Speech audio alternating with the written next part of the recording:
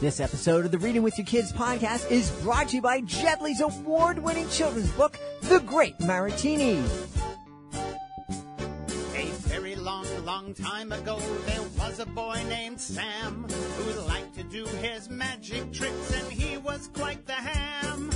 He was called the Great Maratini, the best magician of his age, but his greatest feat took place far away from any stage.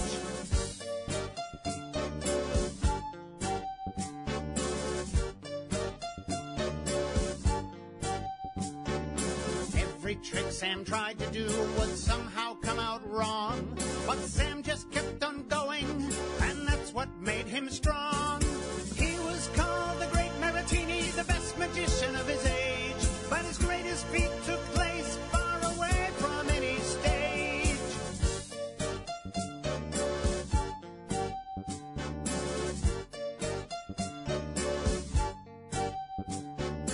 One day as he traveled, he helped a stranger in need, and this was not a trick, oh no, but a magical good deed. He was called the Great Maratini, the best magician of his age, but his greatest feat took place far away from any stage. He was called the Great Maratini, the best magician of his age, but his greatest feat took place far away from any stage. To get your autographed copy of the giant bilingual edition of The Great Maratini, please visit greatmaratini.com. Reading with your kids.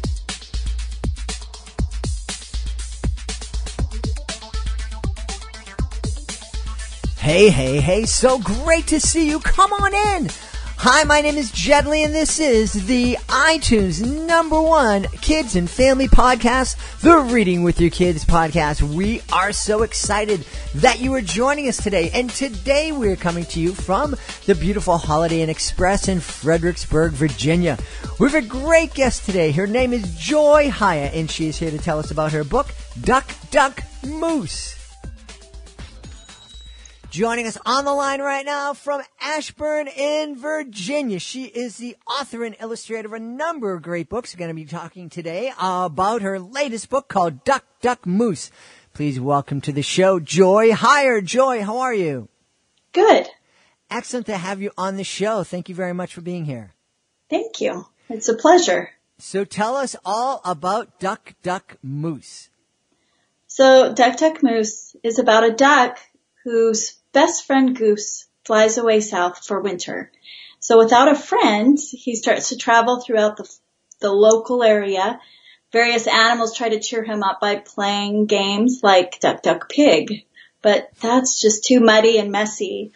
Or Duck, Duck, Snake, which is too painful. Or the worst, Duck, Duck, Moose, which is scary. And at the end of this, Duck realizes that he doesn't have a friend unless he can think of a way to play and interact with all of these different animals. So he has to come up with his own idea, a different game. Wow. You know, a lot of kids, at least here in the northeast part of the United States, are going to sit down and start reading this book and go, what do you mean geese fly south for the winter? They're here all year long. They are. But this goose, it was a vacation. They were going on vacation. There you go. It's the way it used to be, the way it's supposed to be. Right. Well, I think, it's a lovely concept, and, I'm thinking of different ways. One of the things I love to do is just to imagine myself with my kids who are now 22 and 25. Imagine, being back 20 years ago and having both of them on my lap and reading various books together and thinking about the things that we can talk about. And absolutely, thinking about Duck, Duck, Moose, it's like, what other kind of games can we play other than Duck, Duck, Goose? And some of the fun ideas that we could come with that conversation. Right. And, it's interesting because so many times kids are lonely. They're lonely a lot. Their friends are gone even for just a day and they feel lonely. So this is a way to encourage them to think of different ways that they can play and different people they can interact with if their best friend is gone. So it's a good starting point with that conversation with children. Yeah, you bring up a great point. is that kids, a lot of kids, do tend to have that one best friend. And that's beautiful. That friendship is so great, but sometimes it's limited because if you just have that one friend and the friend gets sick or they go on vacation or they move, then wow, you're by yourself. Right. And the duck goes through various emotions, like he's lonely, he's sad that Goose is gone, and then he gets disgusted by the mud, and eventually he gets angry, and then he's lonely again and sad. So it goes through a progression of a lot of different emotions also that you can talk to your children about, like how do you react when you're angry, and the duck respond correctly. And he does apologize to the animals. He gathers them all back together and says, you know, I have a game we all can play if you're interested.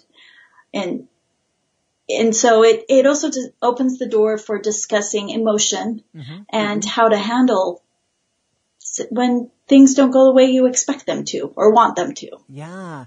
What an important conversation for us to have too, not only for helping our own kids understand their emotions and help them learn how to express the emotions and talk about the emotions and hopefully express them appropriately. But also, I think sometimes we forget to talk to our kids about what their friends and the emotions their friends might be feeling and why one of their friends or one of their classmates may have acted the way they did in a hurtful way, and or in a way that kids don't understand. Maybe this is a way to kind of help them understand. Instead of sitting down and talking about from the duck's perspective, sitting down and go, well, how do you think the moose felt, and what about that? Exactly. And I've actually had teachers comment that is something that they're able to talk to their to their students about is, what if you're the moose and the duck just responded storming off? How do you respond? And so to have all the animals at the end agree to play a different game with duck shows that while it's duck's responsibility, the moose has a responsibility to not be offended, or, that it's working together as a group of animals, or in the case of children, as a group of children, playing kindly with each other and understanding each other's emotions and being. Yeah, I mean, that's such an important concept. I mean, my goodness, I think this is an important concept for so many adults to understand. That the goal is for us, when we're kids, the goal is for us to have fun and play together and to find a way to play together and to have fun together. And maybe it's not playing the way you thought of when you came together, but if you just make adjustments, in the end, you reach your goal. And the goal is to have fun together and to have everybody feel accepted. And wow, what a great lesson for so many of adults to remember these days. Right. And the funny thing is, I just wrote the book for fun. It was just a fun story. I thought, well, if Goose is gone, who's he going to play with? Well, moose rhymes with goose, and what would that be like?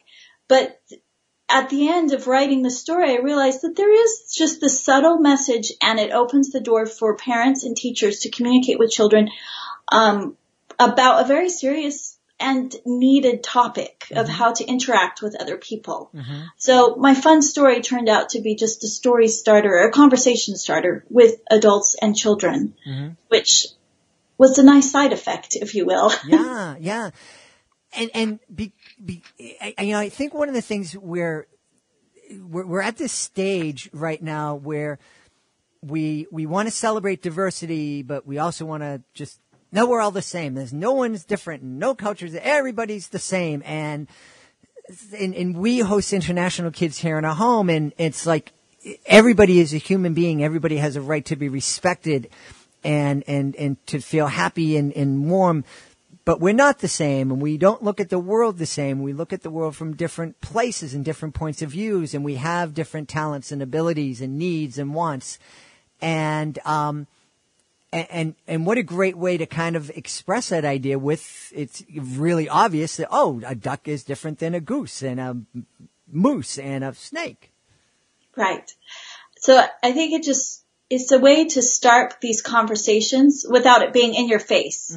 Because it's just a cute little story of a duck who experiences different emotions as they play these different games, and it's rhyming and it has a lot of word play, and so it's fun to read. It has repetition, so the kids can participate in the reading of the story. But then when you're done, you can discuss. It opens the door for them to discuss how they might be feeling at any given point in time, and how they're different and how they can be the same. Right, right. Beautiful, beautiful idea. Isn't it wonderful how sometimes something that starts off as just this little fun thing that I wanted to put together turns out to have all these beautiful layers underneath that families can experience together. I love it. That's what's so great about books. That really, there are just so many layers that you can explore every time you read the book. Yeah. You mentioned that teachers have given you this great response about, some of the conversations they're having with their kids after reading Duck, Duck, Moose. Talk to us about some of the other response you've received from parents and kids. So the kids love the rhyming words and the flow of it. It's just a lot of fun wordplay. I love words and the way they roll off your tongue and the way you can just use them to make different sounds. And so the kids really love that part of the story. They also really like the illustrations. They love seeing a duck sitting on top of a moose, scared for its life, and I get lots of laughter with that illustration. And parents, too, appreciate that it's not a long book. So sometimes when it's bedtime and you want your children to go to bed, you don't want a lengthy story so that it goes it goes quickly, but also they like that there's a repetitive part to it, that Doug says after every experience with the animals, quack, quack, quack, I can't wait till Goose gets back. And so the kids start to see that pattern and they start to read the story with the parents. And so that is just as important, to have this interaction where the kid feels like they're reading a story, even if they may not be able to actually read yet, that they're able to read the story. Now, is this something, being an author and an illustrator of children's book, is this something that you've dreamed about for a long time? It is. I've always wanted to be a children's book writer and illustrator. I was in illustration in college, but it hasn't been until about 10 years ago. I had a friend who invited me to a writer's group, and then I kind of plunged headfirst into learning everything I could so that I could do this. It takes time. It takes a lot of work and a lot of time. But, so it's really been the last 10 years that I've really focused on it, but I've always dreamed of it. Yeah, exciting. It's exciting. It's exciting to have your dreams kind of come true and to get such a positive response. It is. I started this book with the intent as an exercise to see whether or not I could start and finish and publish a book. And then, so to have all this response, I wasn't expecting any response, but to have such positive response. And I got a great Kirkus review and they included me in their magazine. I'm just thrilled that the response has been so positive, because the goal was just to accomplish something. And to have all of this added on top of it has been almost surreal so I'm excited to keep moving forward and being a multi-book published author in the future. There you go. Speaking of moving forward, you do have inspirations and ideas for future books. Can you share, give us a little sneak preview of some of those ideas? Sure. The next book I'm working on is all about crocodiles who don't dance. All of the other animals dance, a big dance festival at the zoo, and they all do various dances, but crocodiles don't dance. So they've got to have a way to participate in this dance festival. Okay. Now, my wife and I just saw crocodiles in the wild when we were down in Panama, and they didn't look like they wanted to dance. They looked like they wanted to swim out and eat us, to be honest with you. But these crocodiles won't eat you. There you go. They don't dance. Now, where did you get your training? Your illustrations are beautiful. Where did you train to be an illustrator? So I started, like I said, in college, and then life took a detour. So about 7 or 8 years ago, I came across an online school called the SVS Learn. It stands for the Society of Visual Storytelling. And they offer classes, and you can take the classes, you can participate in critiques, you can do live classes with them. I've done a lot of classes throughout the years and just follow. It's their training. They've trained me how to draw. And then after learning, it takes a lot of practice. So every day I sit and draw for a few hours at least every day, just again and again. Not every drawing's great, but it's like anything that you want to be good at. You have to practice, have to do it. And that's no different with illustrating. So as I illustrate, and when I come up with a good illustration, then I post them on my portfolio and then move on to the next one. And so that is how I have learned how to be an illustrator, is through that online school and then practice. Yeah. I love that we're living in an age, not only that you and I can have the magic of looking face to face at each other, even though we're 800 or 900 miles away from each other, but we also have this opportunity to learn. We're so busy with parenting, with our careers and our job. It's very difficult for to go to make time to absolutely have to be at that classroom with that teacher at this time every week on this day. Online learning just gives us so many opportunities to have that flexibility to study with amazingly talented people who may be in a different part of the world, but we do it, and it's flexible, and we can learn all sorts of amazing things, from illustrations to songwriting to economics, whatever it may be. My daughter just finished her degree in an online program, and one of the benefits of that is that the flexibility allowed her to go out and have a job in her industry, and allowed her to go to college at a much more affordable rate. So when she graduated with 4 or 5 years experience and no debt. So just a little sidetrack plug for online learning. Something to think of as your little 2 and 5-year-old is sitting on your lap. Think about online learning, and because I know you're thinking about that $200,000 that you think you need to save for your kids to go to college.